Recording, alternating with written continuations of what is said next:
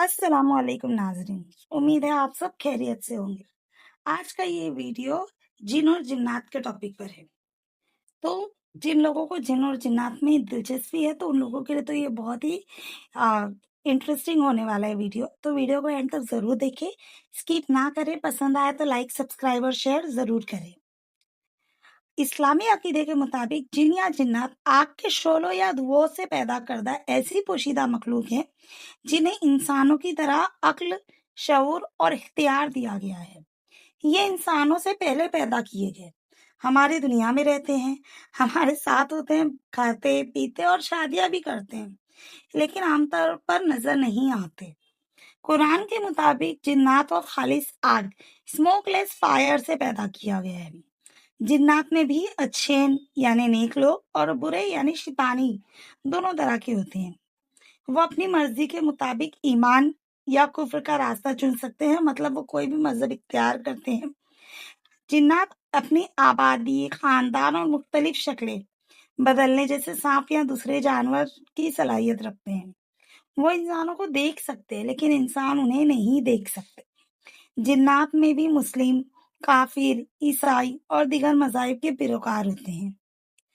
जिन्नात एक्चुअली कोई घोस्ट या रूह नहीं है, बल्कि वो आपकी और मेरी तरह एक जिंदा मखलूक है।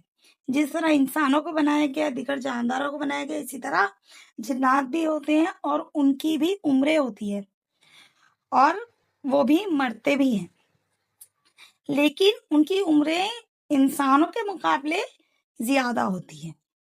इस्लामी रिवायत के मुताबिक जिन्नात की बुनियादी तौर पर 3 किस्में हैं। उड़ने वाले, वो जिन्नात जो हवा में उड़ने की सलाहियत रखते हैं। नंबर 2, जानवरों की शक्ल वाले, वो जिन्नात जो सांप, बिच्छू या काले कुत्ते की शक्ल में नजर आते हैं। सफर करने वाले, वो जिन्नात जो एक जगह कयाम नहीं करते और इंसानों की तरह सफर करते रहते हैं।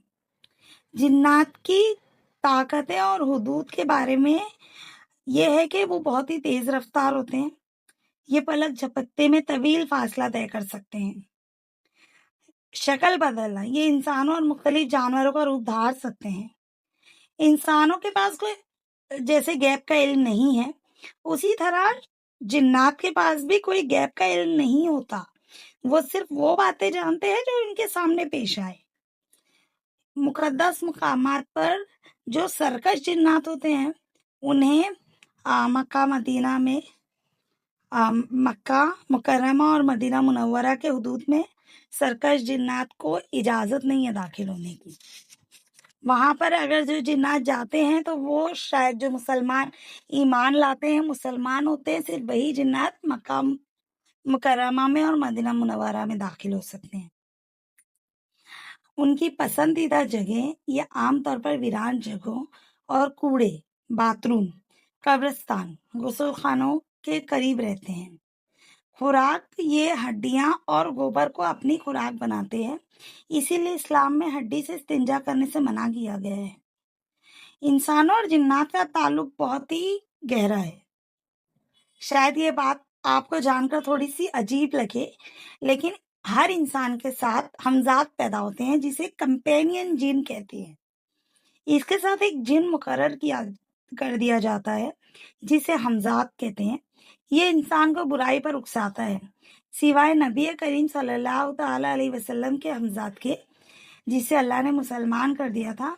जितने भी इंसान होते हैं उन सब के हमजाद जो है वो मुसलमान नहीं होते।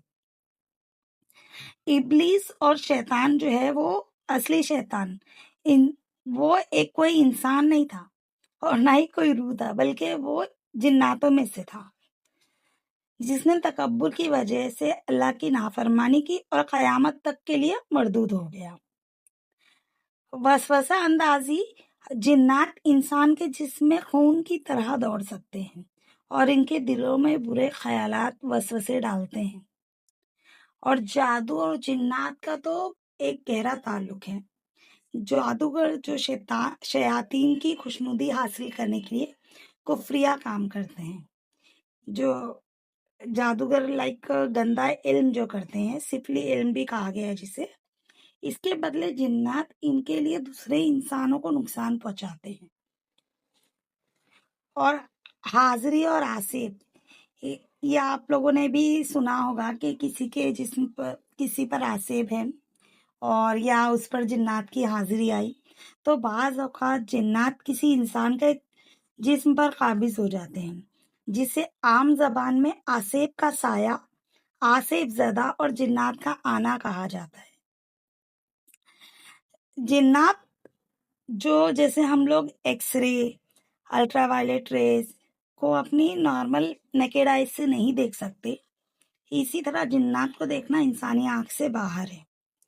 نفسیاتی امراض، کچھ اسلامی علماء اس بات پر زور دیتے ہیں کہ ہر عجیب رویہ جنات کا سایہ نہیں ہوتا ہے۔ بہت سے کیسز دراصل نفسیاتی امراض جیسے شیزوفرینیا اور ایپیلیپسی، مرگی وغیرہ ہوتے ہیں جن کا طبی علاج ضروری ہوتا ہے۔ جنات سے حفاظت کے کئی طریقے ہیں جسے علماء نے بتایا ہے، جیسے گھر میں داخل ہوں اور کھانا کھائیں تو بسم اللہ پڑھ کر گھر میں داخل ہوں، اور بسم اللہ پڑھ کر کھانا کھانے سے جنات اور شیاطین گھر میں اور ہمارے کھانے میں شریک نہیں ہو سکتے۔ سورہ بقرہ کی تلاوت، نبی کریم صلی اللہ تعالی علیہ وسلم کا فرمان ہے کہ جس گھر میں سورہ بقرہ پڑھی جائے وہاں سے شیطان بھاگ جاتا ہے، اور جو صبح اور شام کے اذکار ہیں، مسنون دعائیں اور استغفار کی پابندی انسان کے گرد ایک روحانی حصار قائم کر دیتی ہے۔ یہاں میں آپ کے لیے کچھ واقعات پیش کرتی ہوں جو جنات اور صحابہ کرام کے ہیں۔ حضرت خالد بن ولید اور عزا جنیہ کا خاتمہ۔ فتح مکہ کے بعد نبی کریم صلی اللہ تعالی علیہ وسلم نے حضرت خالد بن ولید رضی اللہ تعالیٰ عنہ کو نخلا نامی جگہ پر عزا نامی سب سے بڑے بت کو توڑنے کے لیے بھیجا۔ جب حضرت خالد بن ولید نے بت کو توڑا تو اس کے اندر سے ایک کالی برہنہ اور بکھرے بالوں والی خوفناک عورت جو کہ ایک جنیا تھی چیختی ہوئی نکلی۔ وہ جادوگرنی کی طرح آوازیں نکال رہی تھی۔ حضرت خالد بن ولید رضی اللہ تعالیٰ عنہ نے بالکل خوف محسوس نہیں کیا، بلکہ بلند آواز سے اللہ کی تکبیر کہی اور اپنی تلوار کے ایک ہی وار سے شیطانی جنیا کے 2 ٹکڑے کر دیے، جس کے بعد مکہ سے اس بت کی پوجا ہمیشہ کے لیے ختم ہو گئی۔ ایک دوسرا واقعہ ہے حضرت عمار بن یاسر رضی اللہ تعالیٰ عنہ کا، جن کی کشتی ہوئی تھی۔ ایک مرتبہ نبی کریم صلی اللہ تعالی علیہ وسلم نے صحابہ کرام سے فرمایا کہ رات کو ایک سرکش جن پانی کے کنویں پر نقصان پہنچانے آیا۔ حضرت عمار بن یاسر رضی اللہ تعالیٰ عنہ اس کنویں پر پانی بھرنے گئے۔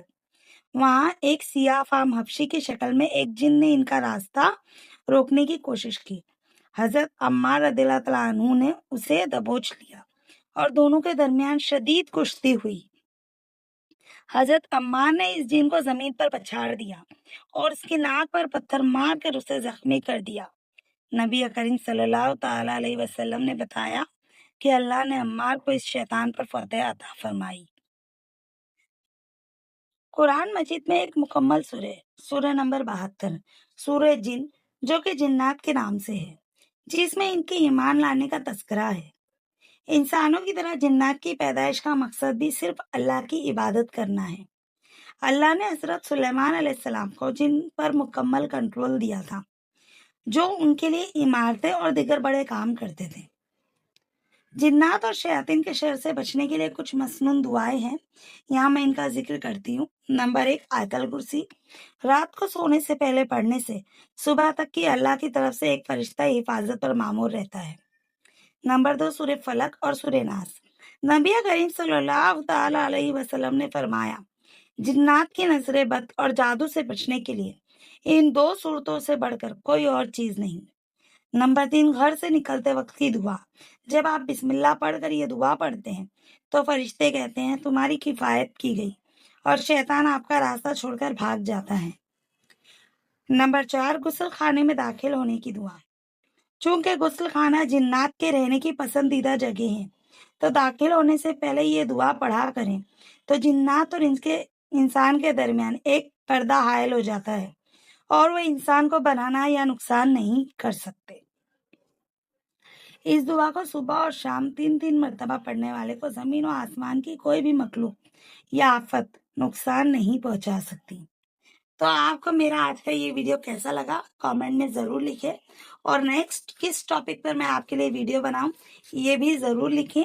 انشاءاللہ تعالیٰ پھر حاضر ہوں گی ایک بہترین اور انٹرسٹنگ ویڈیو کے ساتھ۔ تب تک کے لیے اللہ حافظ۔